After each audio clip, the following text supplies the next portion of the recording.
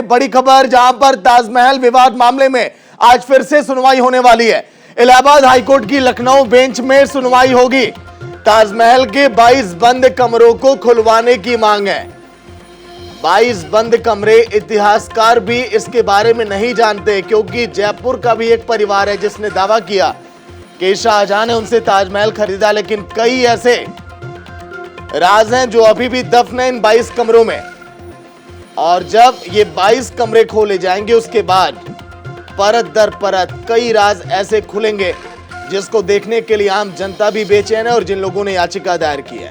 22 बंद कमरों को खुलवाने की मांग पिछले कई दिनों से तेजो महालय, इसका नाम भी आपने सुना था जब ये कहा गया था कुछ लोगों की तरफ से कि हम जा रहे हैं वहां पर शिव भगवान की हम पूजा अर्चना करेंगे। देवकी नंदन ठाकुर, जिन्होंने स्वागत किया इस फैसले का, लगातार जो कि मांग पर अड़े रहे। इसके साथ ही साथ ताजमहल के पीछे यानी कि मुमताज गार्डन जो इलाका है, वहां पर भी अब यमुना आरती की शुरुआत भी अब कर दी गई है।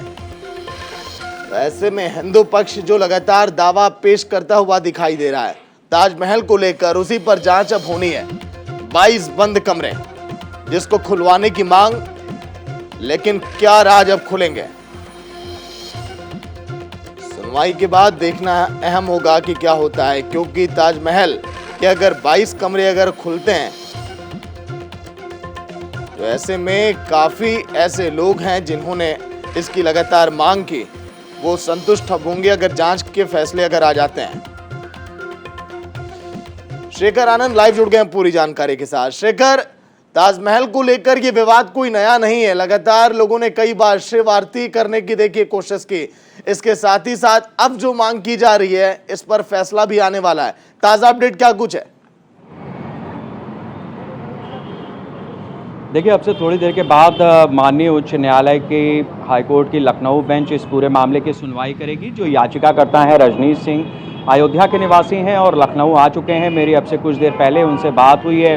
उनका कहना है कि अब से थोड़ी देर के बाद जब मामले की सुनवाई होगी, अदालत इस पूरे मामले को सुनेगी और जो 22 कमरों को खुलवाने की बात है उस पर अपना निर्णय देगी या फैसला सुरक्षित रखेगी। जो भी होगा वो माननीय न्यायालय की तरफ से जो भी डिसीजन आएगा वो अपडेट किया जाएगा।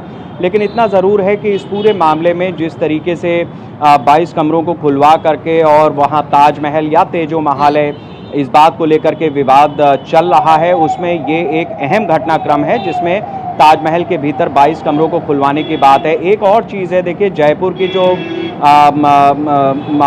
महारानी हैं, उनके परिवार की तरफ से दिया कुमारी, उनकी तरफ से भी ये कहा गया है कि ये जो कभी ताजमहल की ज़मीन है वो राजघराने की हुआ करती थी और उस समय पर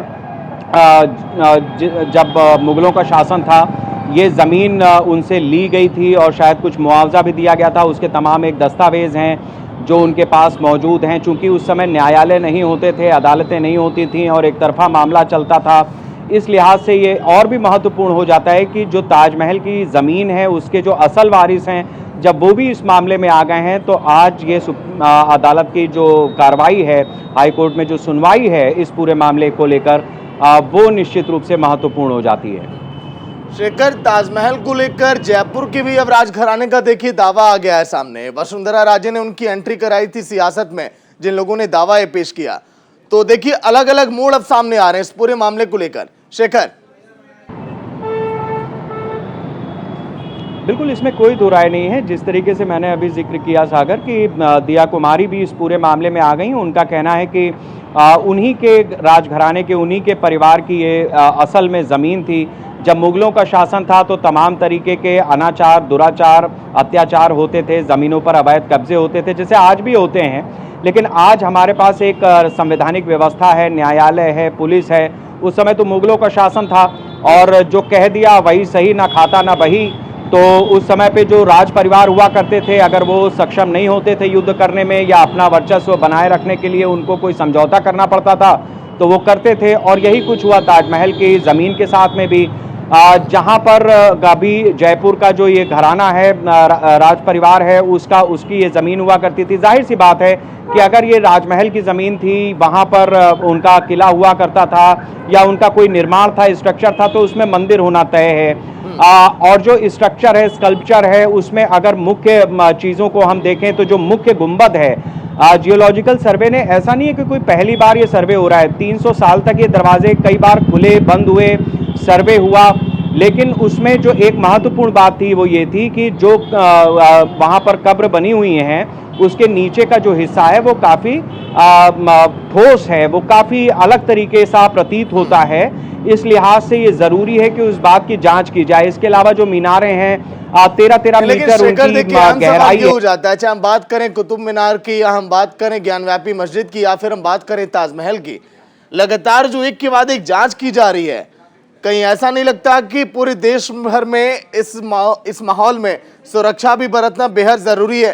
क्योंकि मस्जिद वाले मामले में आपने देखा किस तरह से मुस्लिम पक्ष सामने आ गए थे, विवाद वहां पर शुरू हो गया था। इसी तरह से कुतुब मीनार और ताजमहल में भी हो सकता है। शेखर,